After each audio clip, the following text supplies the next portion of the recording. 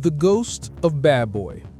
This is not a story about the music, the millions, or the mogul who defined an era. This is a story about the man who waited in the shadows, meticulously charting a rival's downfall, and the four-part expose that finally gave him the ammunition to fire his final word. For over 2 decades, the feud between Curtis Jackson, known as 50 Cent, and Sean Combs, known as Diddy, has been a relentless, often comical war of words. It was waged across social media and in countless interviews. But what began as personal animosity escalated into something far more significant: a high-stakes journalistic pursuit, a power play, and now a Netflix juggernaut. When 50 Cent announced he was the executive producer of a documentary about his longtime rival, the world scoffed. Was this just another episode in their endless battle?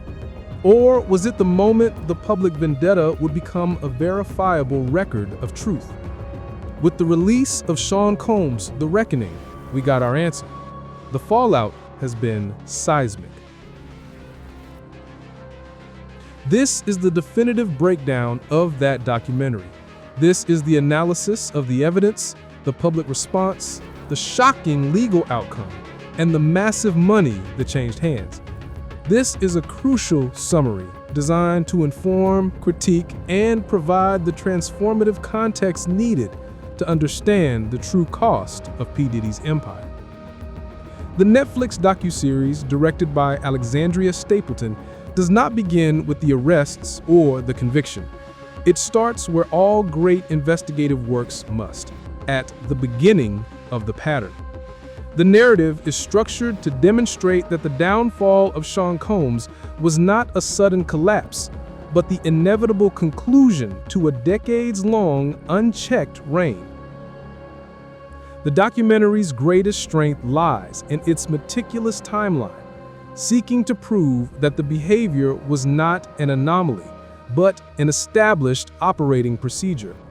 The creative decision by 50 Cent's team was not to just restate the facts, but to create a mosaic of testimonies that collectively paint a picture of a controlled environment.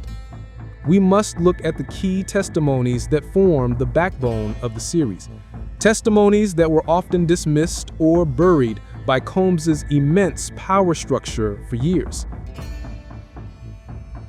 The Joy Dickerson-Neal testimony, the origin point. Perhaps the most crucial and historically distant testimony is that of Joy Dickerson-Neal. Her account sets the unsettling tone for the entire docuseries. She alleged that in 1991, decades before the world knew the full extent of the scandal, Sean Combs drugged and sexually assaulted her. Critically, she alleged the incident was recorded to show others, a brutal, early display of power and violation that was allegedly used for sport and control. The fact that her story was brought to the forefront so prominently serves a strategic purpose. It reframes the later, more famous allegations as a continuation of an ingrained pathology, not an isolated incident. This is the educative component of the documentary at work. The bad boy culture of fear. The series dedicates significant time to former bad boy associates, like Kirk Burroughs, the co-founder of Bad Boy Records. These voices paint a picture not of a benevolent boss, but of a tyrant whose control extended far beyond the recording studio. They describe a climate where fear was the currency of success, and where business decisions were allegedly enforced through intimidation. The docuseries suggests that Combs mastered the art of leveraging people's dreams against them. The entertainment value comes from the shocking contrast between the flashy, glamorous public image and the dark, alleged reality described by those who were inside the palace gates.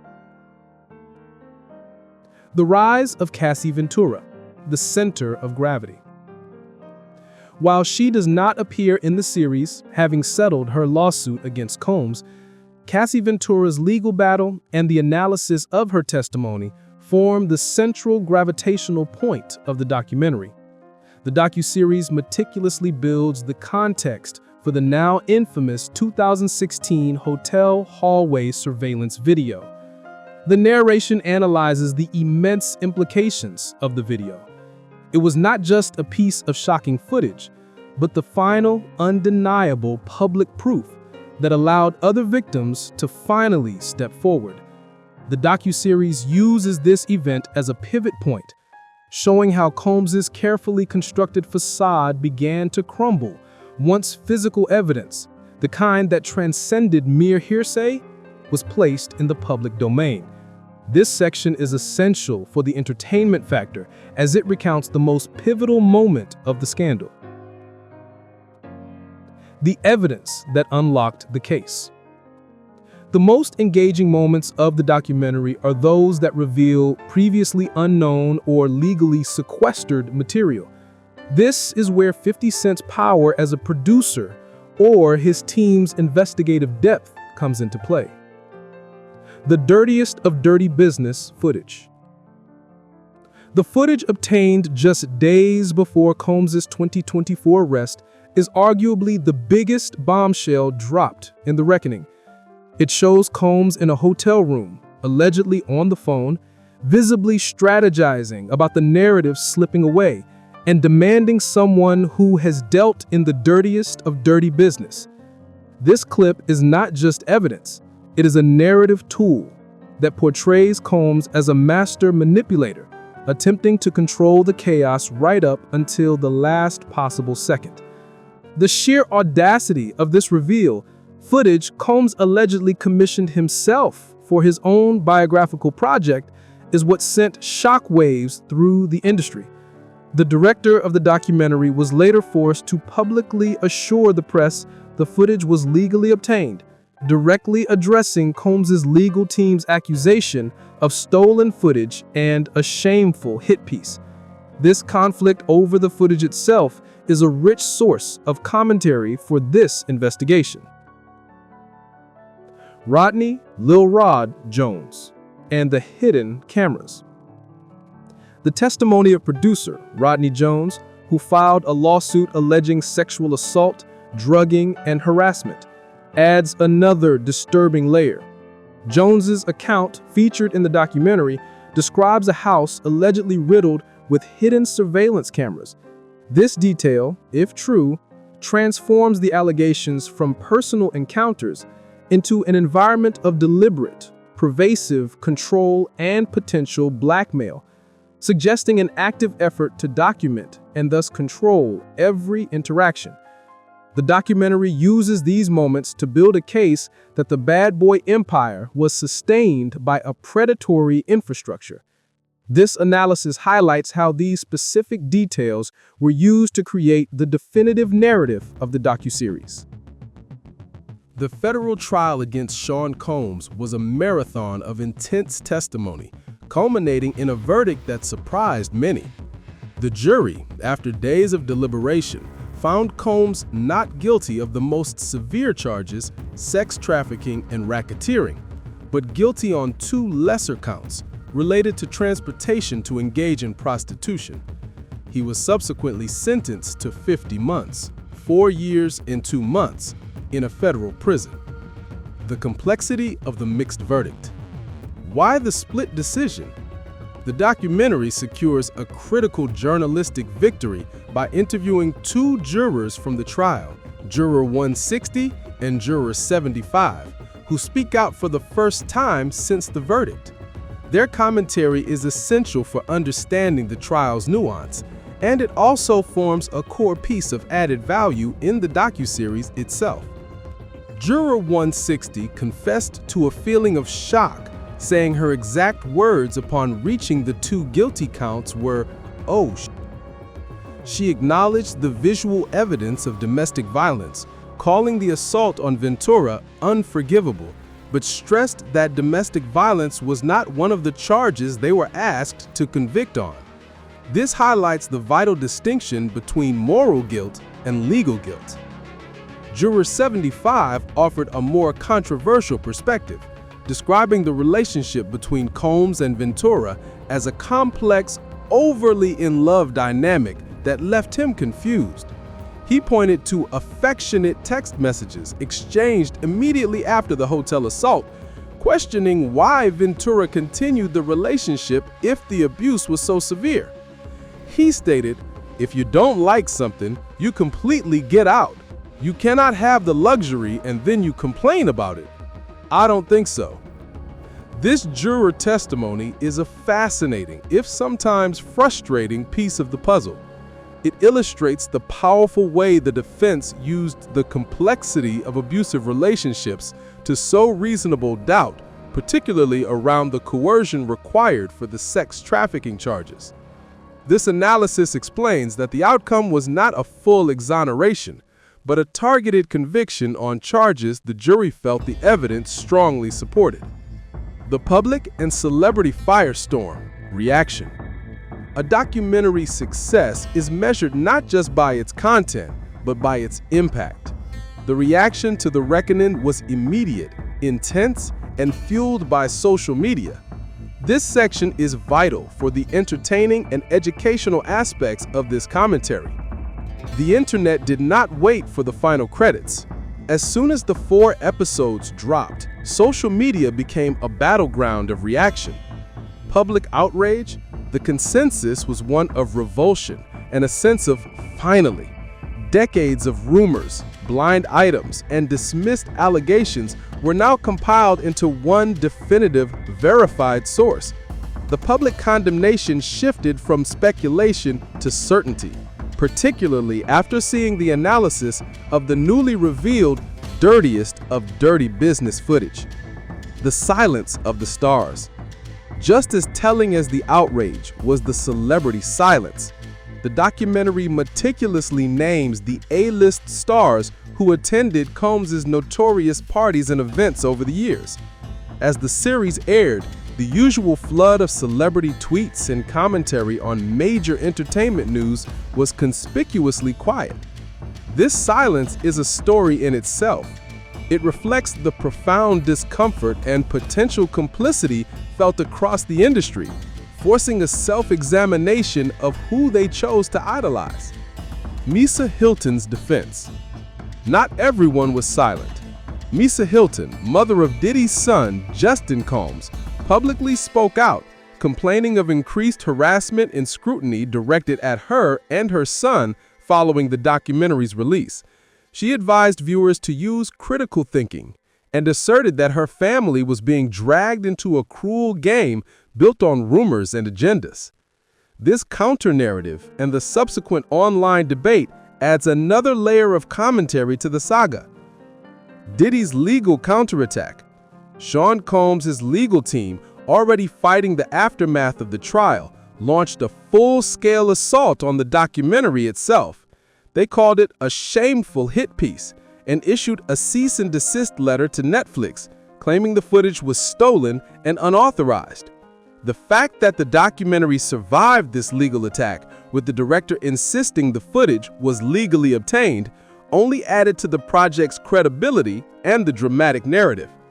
This intense, real-world conflict between a convicted mogul attempting to control his narrative and a powerful network pushing a rival's investigative project is what makes The Reckoning a masterpiece of meta-entertainment. The documentary isn't just about Diddy's past. It's about the present-day legal, media, and rivalry battle.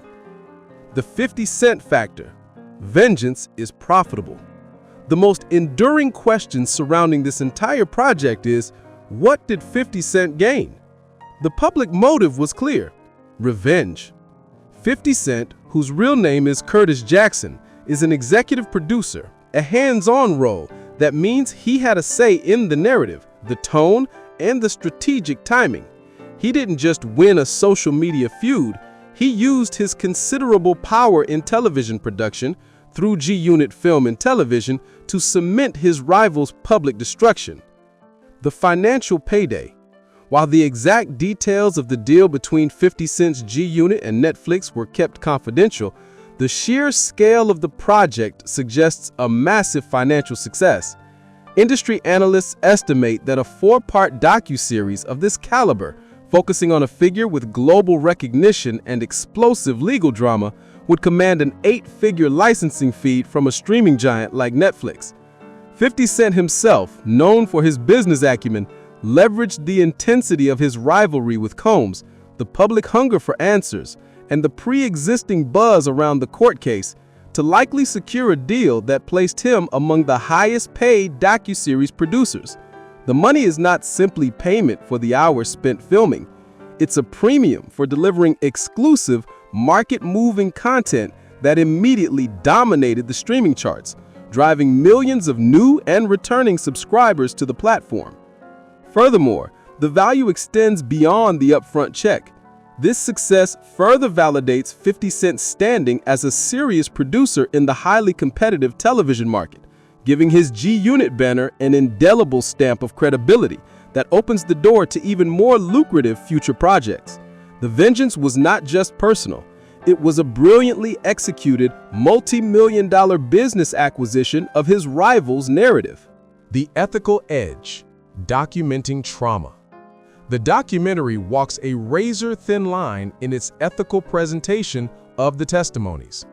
While the series focuses on the factual and legal aspects, it must grapple with the intense trauma relived by the alleged victims. This presents a challenge for the viewer and for the critical analysis of the docuseries. The production team had an ethical obligation to handle these stories with sensitivity, even while pursuing the most damaging information. The decision to include explicit detail from the Dickerson-Neal case or the visible distress of other associates is a deliberate editorial choice designed to underscore the severity and duration of the alleged misconduct. This emotional weight is what gives the documentary its journalistic teeth, moving it beyond gossip and into the realm of serious investigative reporting. The failure of gatekeepers. A critical theme running through The Reckoning is the systemic failure of the institutions surrounding Sean Combs. This includes record labels, public relations firms, political allies, and most importantly, the media. The documentary serves as a powerful critique of a system that is often too starstruck or too financially invested to hold its most powerful figures accountable. The fact that the story had to be broken not by traditional, unbiased journalists, but by a rival with the score to settle is a scathing indictment of the industry's ethical decay. The narrative forces us to consider how many other major figures currently operating in culture have similar skeletons, protected by wealth and powerful connections. The Racketeering Acquittal, a legal deep dive. While the conviction on the transportation charges was significant, the acquittal on the racketeering or RICO charges requires detailed examination. For a successful RICO conviction, prosecutors must prove a pattern of criminal activity over a period of time and demonstrate that the organization, bad boy or associated entities, was used to facilitate these crimes. The documentary analyzes the difficulty of proving this specific charge in a complex celebrity environment. The defense likely argued that the actions were individual acts of domestic violence or isolated crimes, not part of a unified, enterprise-wide criminal conspiracy. The juror comments confirmed the reasonable doubt surrounding the organization's deliberate intent to commit the specific high-level crimes alleged in the RICO statute. This analysis is vital for truly understanding the legal reality of the outcome, separating it from the public's moral judgment. The conviction on transportation, the power of evidence. Conversely, the conviction on the 2 counts of transportation to engage in prostitution highlights the strength of the direct, undisputed evidence presented for those specific actions. This charge is less dependent on establishing a broad pattern and more on proving that an individual was moved across state lines or international borders for the purpose of engaging in illegal sex work. The evidence here, which the documentary references extensively, must have been concrete and compelling enough to overcome the defense's attempts at character assassination or deflection. The two guilty verdicts, though lesser, are a permanent legal validation of the most concrete criminal actions Combs was accused of: the post-conviction narrative control. The documentary's release, coming after the conviction, placed it in a unique position. It was not seeking justice, but defining the narrative around the justice that had been served. 50 Cent and Netflix seized control of the post-conviction commentary, ensuring that the legacy of Sean Combs is permanently affixed to the details of the documentary. Every news report, every history book, and every Google search result will now be colored by the 4-part series. This strategic use of media is a masterclass in modern public relations and narrative warfare, an outcome that is perhaps more damaging to Combs than the prison sentence itself. The culture of idolization, the final test. The most profound lesson to emerge from The Reckoning is not just about the fall of one man, but about the culture that allowed him to ascend and remain at the top for so long. The documentary's director stated that the project was intended to serve as a social mirror, forcing us to look at how we, the public, idolize celebrities and what we choose to ignore in the pursuit of entertainment. The film serves a crucial transformative function by turning the gaze back on the audience, asking why the warning signs, which, as the film demonstrates, existed for decades, were consistently overlooked. The analysis of the Dickerson-Neal case is crucial here. Her testimony was in 1991. The documentary asks, what was the cost of allowing that story to fade?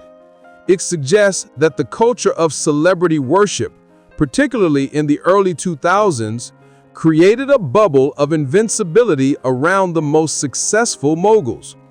Even in the courtroom, Combs' defense leveraged his image, attempting to portray him as a champion of diversity and a pivotal figure in Black music history. The documentary skillfully breaks down this defense, showing how the power of a celebrity persona can be weaponized in a court of law. A former associate in the documentary noted that Combs seemed uncomfortable around so many Black people until he needed them, suggesting his cultural identity was also a carefully managed component of his self-preservation. This provides a powerful critique of celebrity authenticity. The Ultimate Reckoning, a final analysis. The title of 50 Cent's production, The Reckoning, suggests an ultimate settling of scores. But what exactly was settled? 1. The legal score. Sean Combs was convicted and is serving time. The most egregious charges were acquitted, but the legal system did not let him walk free. A conviction for transportation to engage in prostitution is a permanent scar on a career built on respectability and power. 2. The public score. The court of public opinion delivered the harshest sentence. The documentary successfully consolidated all the fragmented rumors, allegations, and court findings into one definitive, difficult-to-ignore volume. His image, cultivated and guarded for decades, is permanently shattered. 3. The rivalry score. 50 Cent achieved the ultimate victory. He didn't just mock his rival, he leveraged a personal feud into a commercially successful, critically impactful, and globally viewed project that finalized his rival's public fall. The story of Sean Combs' The Reckoning is more than a celebrity scandal. It is a modern case study in how power protects itself, how journalism can be weaponized in a rivalry, and how ultimately, no matter the scale of the empire, physical evidence and sustained testimony can crack even the most gilded facade. The question isn't whether justice was served, but whether the system, the media, the music industry, and the public learned its lesson. The documentary is now on the record. 50 Cent's final word has been delivered. Now, the final judgment rests with us.